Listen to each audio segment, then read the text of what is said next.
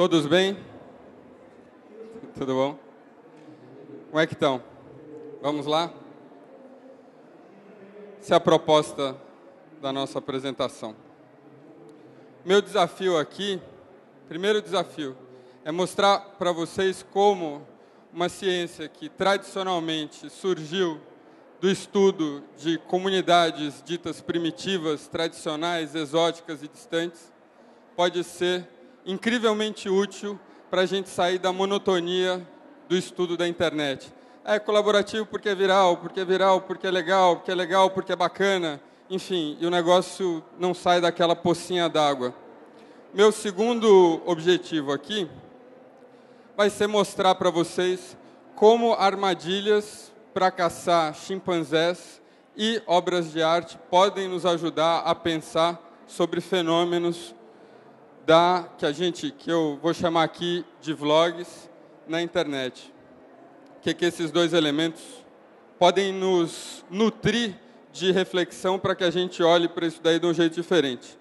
E essa é uma foto minha fazendo trabalho de campo recentemente, mais ou menos isso que o antropólogo faz. Isso daí é uma oficina de maquiagem. Armadilhas. Vocês estão ouvindo bem? Que está meio ruído aqui.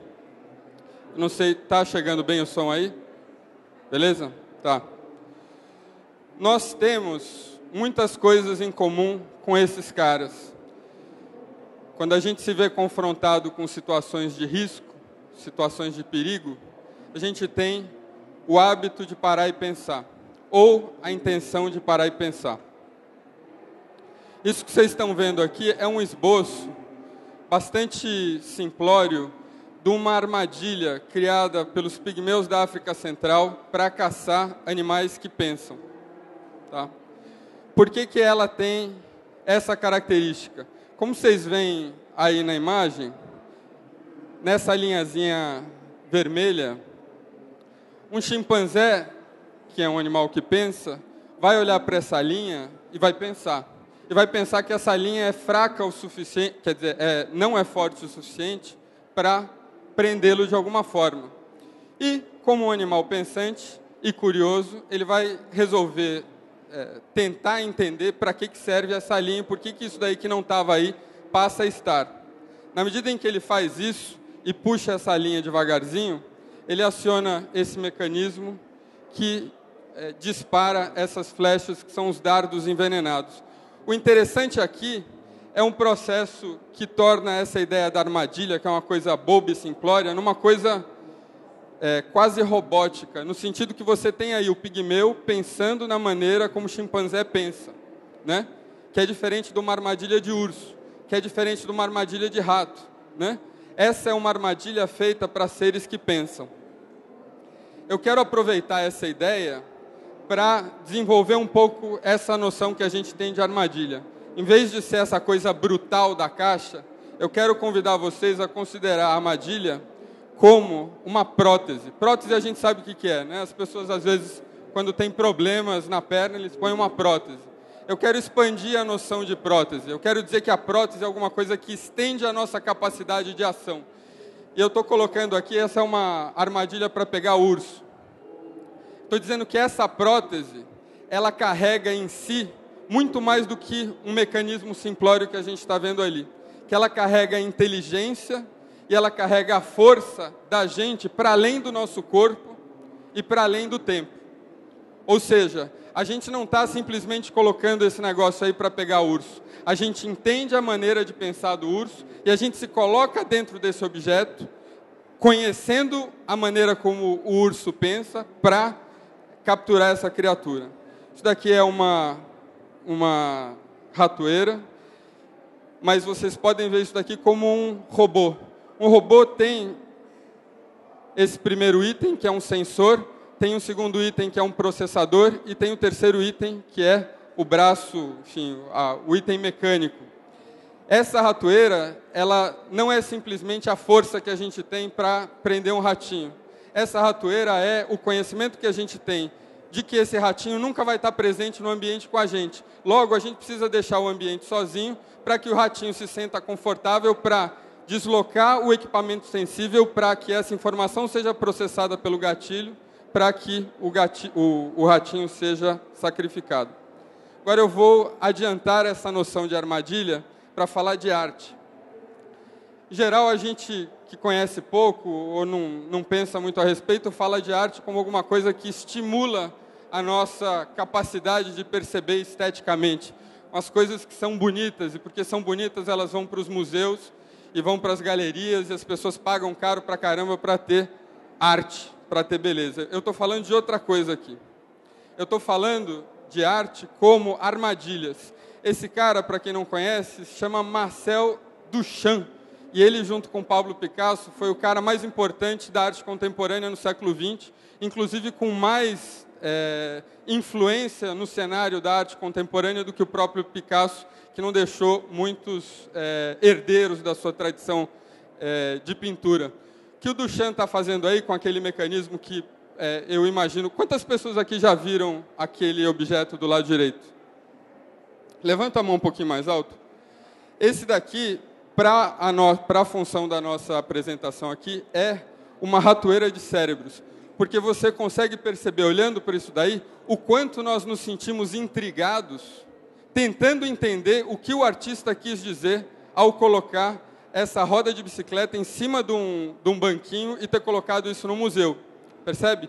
E é esse convite que eu estou fazendo para vocês agora, para a gente pensar em arte e o artista dessa forma, como um cara que cria armadilhas que nos fascinam e que, portanto, nós nos sentimos presos a eles. Esse é talvez o maior criador de armadilhas da história da arte. Ele morreu em 1519 e todos os dias no Museu do Louvre tem essa galera toda fisgada pelo sorriso misterioso da Mona Lisa.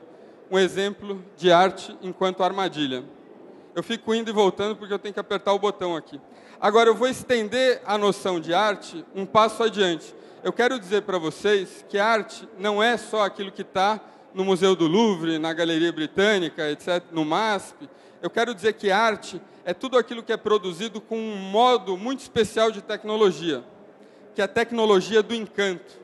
É a tecnologia que faz com que a gente olhe para alguma coisa e coce a cabeça e fale, isso só é possível porque essa pessoa tem um pacto com uma divindade que o inspira, porque eu sei que a minha capacidade é limitada e finita e que eu nunca vou conseguir fazer um negócio desse. Você fica assim, mano, que é a cara desse sujeito aí. Eu quero dar um exemplo disso que talvez vocês conheçam. Esse é o Mystery Guitar Man. Alguém já viu esse cara? Então, esse é um especialista na tecnologia do encanto, que estamos nos aproximando aí do tema. E para quem não conhece, aqui vai um pedacinho, acho que não vai dar para ouvir direito.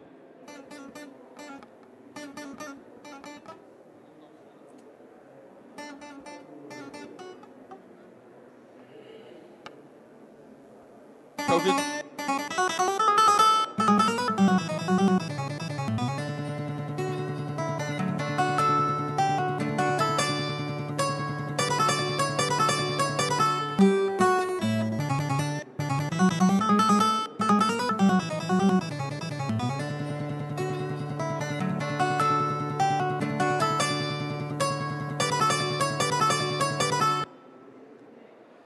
Então, quando a gente está falando de arte, a gente está falando não necessariamente de quadro nem de escultura, a gente está falando disso que é composto por leis que a gente não entende, com uma sutileza que está além do nosso alcance, e por causa disso a gente fala, caramba, esse sujeito tem alguma coisa que eu não tenho e que, portanto, eu vou admirar. Aqui está o resuminho do que a gente falou até aqui.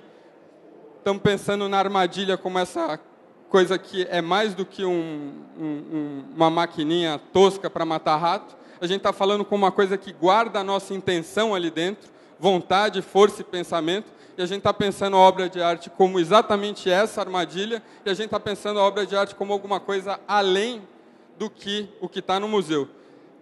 É isso que a gente falou até agora, certo? Ok? Vamos lá.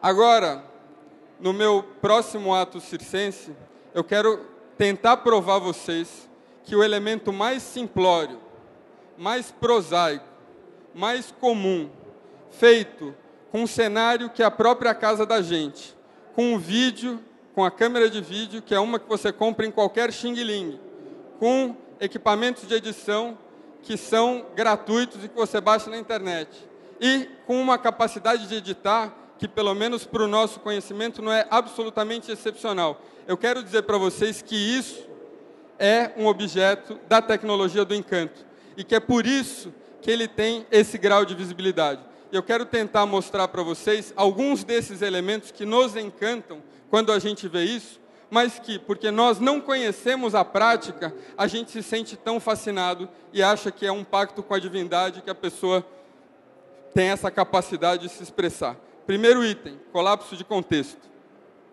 Essa é a imagem inicial da apresentação. Ela sobrepõe duas imagens que foram feitas por uma estudante do professor Mike Wesch, que é um dos inspiradores desse trabalho, um antropólogo da Universidade de Kansas. Ele fez uma coisa muito bacana que, em vez de ficar estudando o YouTube à distância, ele criou um grupo de estudantes e ele colocou os caras para vlogar. E esse é um momento de revelação no estudo, que essa menina olha para a câmera e mostra um espelho. Então, vocês estão vendo as duas imagens, a dela e a dela mostrando o espelho. E ela fala para as pessoas, eu estou falando com você, mas é isso que eu estou vendo. Vocês estão aí e eu estou aqui, mas vocês não estão aqui, é isso que eu estou vendo. Percebe? Isso acontece e ele chama de colapso de contexto. O colapso de contexto é o que... Quantas pessoas aqui já vlogaram alguma vez?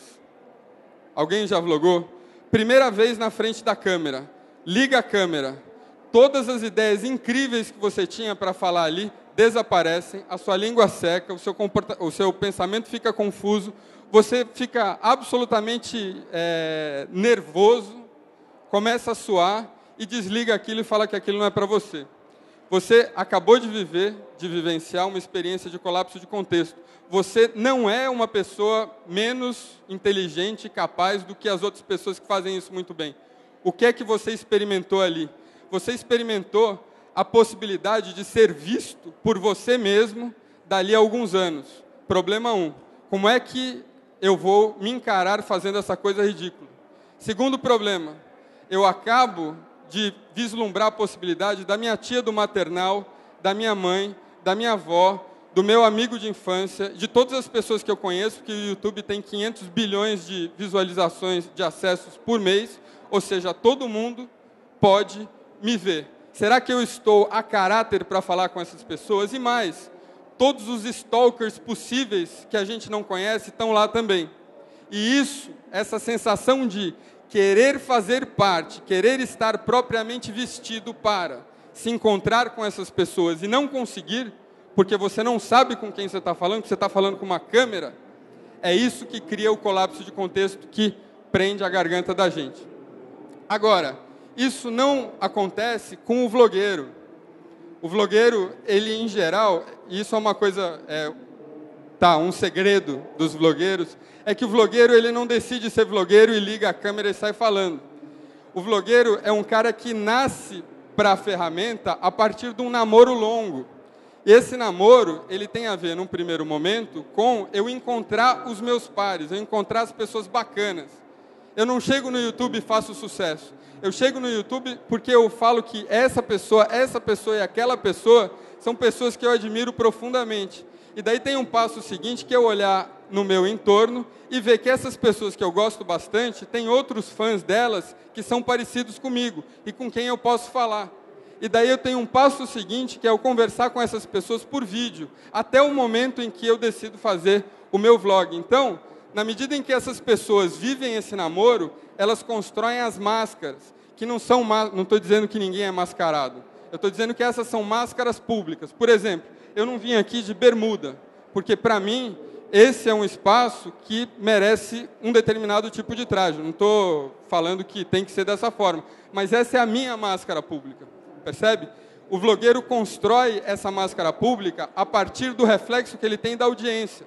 Na medida em que ele se comunica com essas pessoas, ele sabe quem são essas pessoas que o assistem, que se interessam pelo conteúdo dele, e, em função disso, ele sabe onde ele posiciona a câmera, como ele se veste, de que forma ele fala, se ele fala palavrão, se ele grita, se ele, enfim, faz outras sinalizações de afinidade. E a maneira como eu percebi isso na pesquisa foi curiosa, porque eu percebi que alguns vlogueiros populares, eles iam tirando do ar os vídeos que eram antigos. porque esses vídeos antigos não se adaptavam mais à máscara presente, à máscara pública. Sabe quando você é adolescente, seu pai vai na festa e ele denuncia que você não é grande como você pensou que era? É a mesma coisa. Quando você tira do ar esses vídeos antigos, você está querendo controlar a maneira como as pessoas te veem a partir da máscara que você está criando. E é um processo contínuo. Vídeos de afinidade. Essas imagens são de vlogueiros. No entanto, elas poderiam ser de amigos nossos falando por Skype. Afinidade, como elemento de comunicação, é alguma coisa que não tem a finalidade da gente ter uma conversa. Chego no escritório, entro e falo, e aí, gente, tudo bem? Beleza? Tudo jóia? Tá tudo bem? Fulano, ciclano, beltrano. Se você não faz isso, aqui no Brasil pelo menos, você é visto como antipático. Esse é um elemento de afinidade. O que é essa noção de vídeo de afinidade para o vlogueiro? Ele descobre no curso do aprendizado dele, da criação dele, da formação da máscara dele como vlogueiro, que existem algumas pessoas que ele assiste e que o assistem de volta. E é com essas pessoas que ele está falando. Ele está falando sobre, e aí, beleza, estou com raiva, etc. Eu estou usando a minha máscara vlogueira para falar com algumas pessoas. Agora, essa sinalização cabe para a gente. Quando a gente olha para essas pessoas, é como se elas fossem nossos amigos invisíveis ou imaginários. Eu terminei a pesquisa, a minha pesquisa inteira foram com 8 meninas que vlogam. Enfim, eu em nenhum momento interagi com essas meninas. Na hora que terminou a pesquisa, até hoje eu acompanho os vídeos delas, porque eu me sinto parte da história dessas pessoas. Porque esse vídeo tem esse elemento de comunicação, por isso que a gente chama de vídeo de afinidade, que mostram, seja lá o sujeito com raiva, seja o sujeito fazendo coraçãozinho, esses são elementos que têm a finalidade de enganchar as pessoas por essa via. Então, o vlogueiro popular, num determinado momento, ele atinge um conhecimento que é, eu sei quem é você, apesar de não conhecer você. E eu sei o que você quer ouvir, que eu faça, eu vou fazer isso, apesar de não fazer a menor ideia de quem você é. E você vai me olhar, apesar de você saber que eu não sei quem você é, você vai se sentir um grande amigo meu. Esse é o segundo item. Privadamente público. Eu vou apresentar a autora desses dois termos. Todos esses são termos antropológicos. E essa é uma professora californiana. A gente vê recorrentemente nos jornais as pessoas falando sobre o fim da privacidade. Esse é um assunto, né? Acabou a privacidade, agora todo mundo mostra tudo, né? Não tem mais segredos. Eu queria saber, isso era uma coisa que me afetava na pesquisa. Eu olhava para, enfim, as pessoas mostrando os quartos delas, mostrando o irmão menor, mostrando, enfim, né? Contando casos escabrosos. Eu me perguntava, será que essa pessoa não tem noção do que ela está fazendo? E a resposta é, ela tem. Como que você conhece essa pessoa? Essa é a pergunta. A gente ouve aí as maiores histórias de amor não correspondido, a gente ouve as histórias de tentativa de suicídio, a gente ouve as histórias de bullying.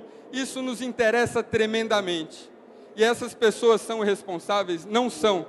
A ficha caiu quando eu comecei a perceber que nenhum dos vlogueiros que eu estava pesquisando, e eram vários, nenhum deles dava noção precisa de localização ou identidade. Então você, por um lado, de fato, você pode conhecer profundamente a pessoa, mas esse conhecimento da vida privada da pessoa não está associado a quem ela é fora da rede. É curioso que você vê o outro lado também em relação ao vlogueiro. Muitos vlogueiros, vocês podem ter amigos vlogueiros, irmãos vlogueiros, primos vlogueiros, ficarem sabendo disso anos depois, porque o vlogueiro separa muito bem quem são as pessoas que conhecem a vida dele como vlogueiro e quem são as pessoas que conhecem a vida dele como pessoa física. Percebe? E a gente usa, então, esses termos novos, que é o privadamente público, ou seja, são essas pessoas que contam essas histórias, mas quem são elas? Elas são só uma pessoa. E só mais uma das milhares de pessoas que têm histórias trágicas, interessantes, emocionantes na internet. E, por outro lado, os publicamente privados, que são as pessoas que falam quem elas são, dão número de telefone, dão endereço de casa, etc. Mas como elas sabem para quem aquilo vai, elas não se preocupam, porque apesar de estar no ambiente público, a comunicação é privada. Último item aqui, chama participação periférica legítima. Alguém reconhece essa imagem? Tá. Esse é um projeto chamado A Hole in the Wall, um buraco no muro, e foi criado por um empreendedor indiano que, trabalhando ele num prédio de escritórios, enfim, numa cidade da Índia, ele resolveu fazer um experimento, cavar um buraco que dividia o prédio, separava o prédio de uma favela que tinha ali do lado. Encravou um computador ali dentro, conectado à internet, e viu o que acontecia, levando em consideração que, essas crianças não falam inglês, e 2, que as crianças nunca viram um computador antes. E ele volta a esse espaço, algumas semanas depois, e percebe que essas crianças estão absolutamente fluentes em inglês para a internet, e que quebraram o código de como que usa o mouse, como que clica, como que o mouse tem a ver com a negocinha que acontece ali, etc, etc, etc. Como que isso aconteceu, ajuda a gente a pensar como que esse conhecimento, esses segredos, existem, são construídos e são ensinados no YouTube. E aí a gente vai tomar emprestado o conhecimento de uma outra antropóloga americana que trabalha com a noção de comunidades de prática. Quando a gente se depara com um conhecimento que é interessante para um grupo, mas que não está estruturado, que não está num lugar, que não está num livro, que não está numa escola, a gente se junta em grupo. E esse grupo é formado pelo núcleo, que são as pessoas que, de alguma forma, se tornaram mestres, se tornaram líderes desse assunto.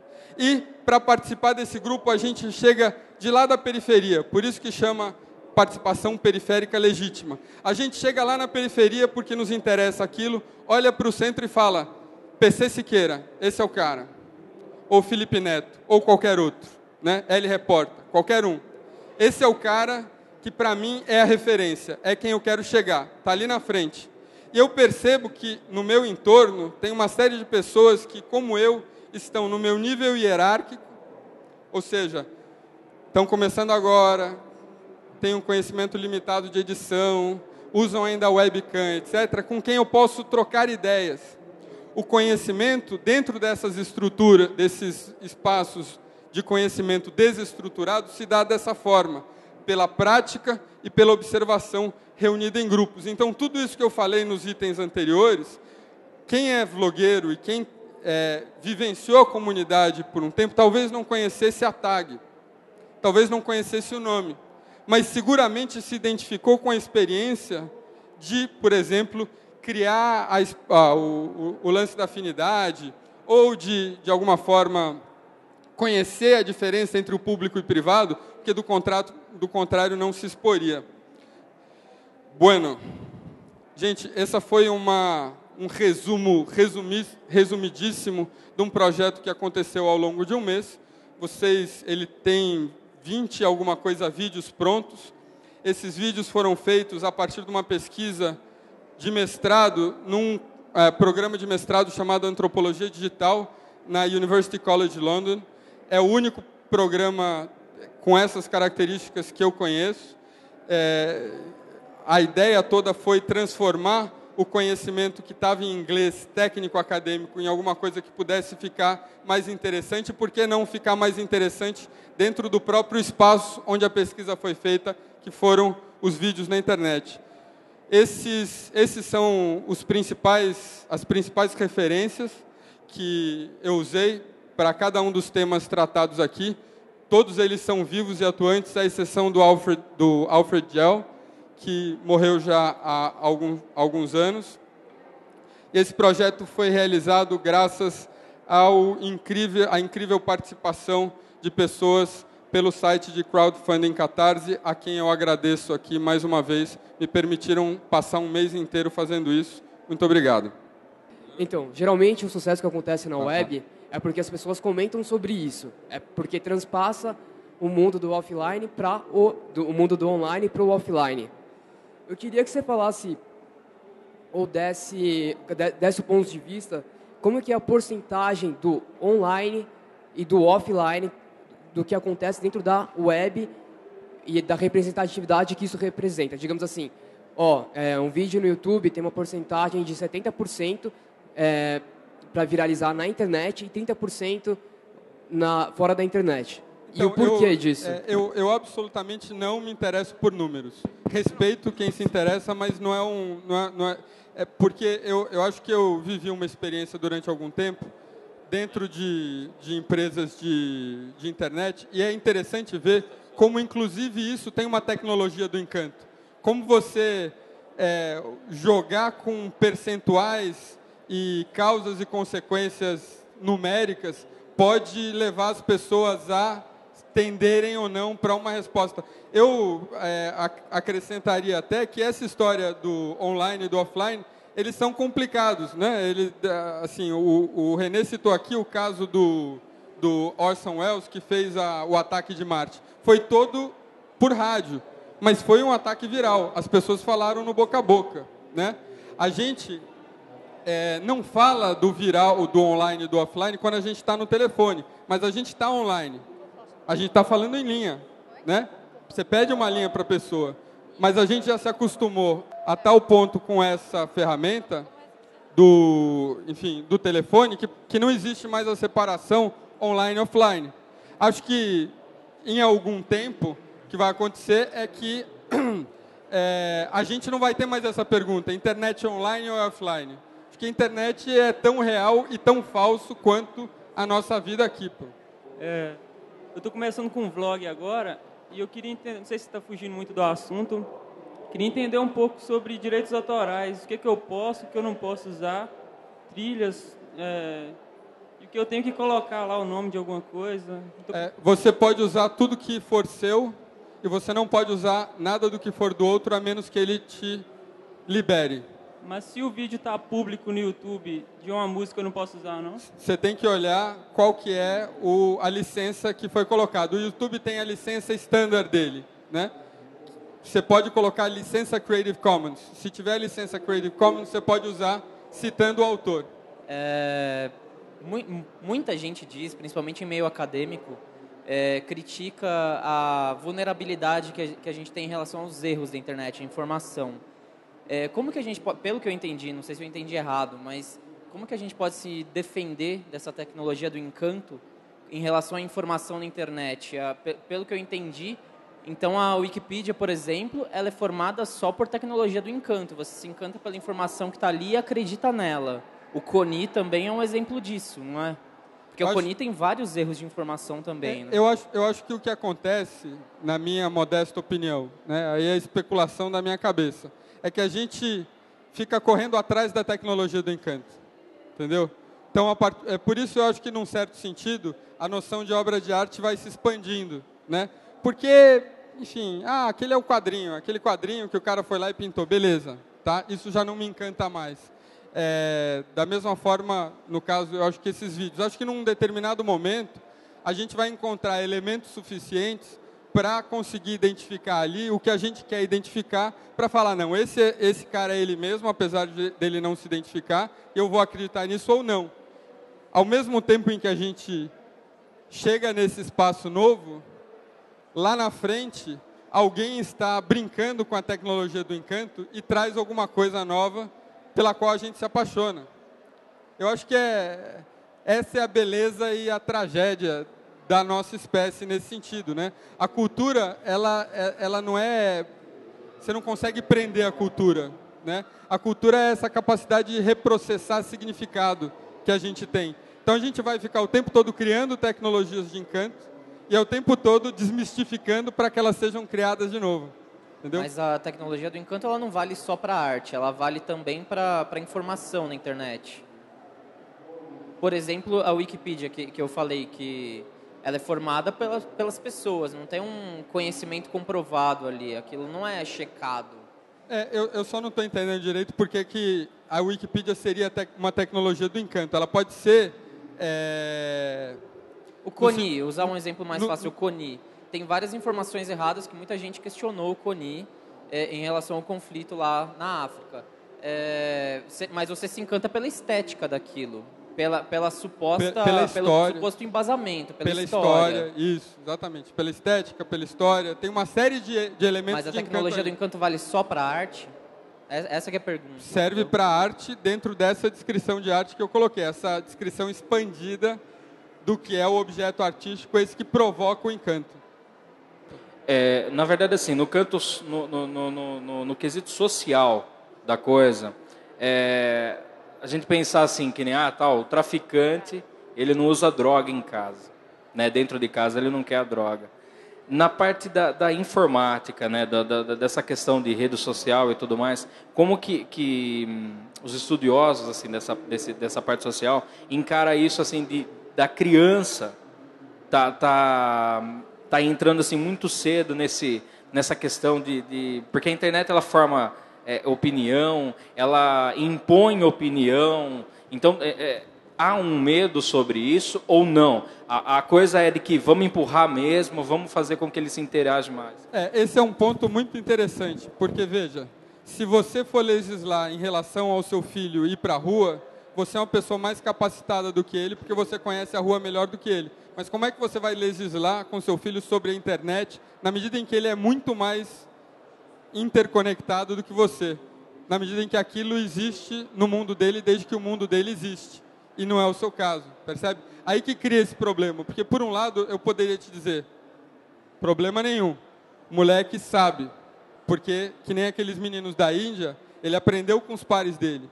O grau de periculosidade que a internet apresenta é o grau de periculosidade que existe em estar vivo. Por outro lado, ele não deixa de ser uma criança, percebe? Eu acho que esse é um tema aberto, por isso que se debate. Se eu fosse te dar uma resposta fechada sobre isso, provavelmente eu estaria te enganando, né? Agora, eu acho que você não deve ser pai, nem no sentido de acreditar nele, nem no sentido de querer protegê-lo, eu acho. Né? Isso você dá pela troca, né? Por conhecer e compartilhar. É isso. Gente, obrigado por ter esperado aí. A gente se vê em algum momento.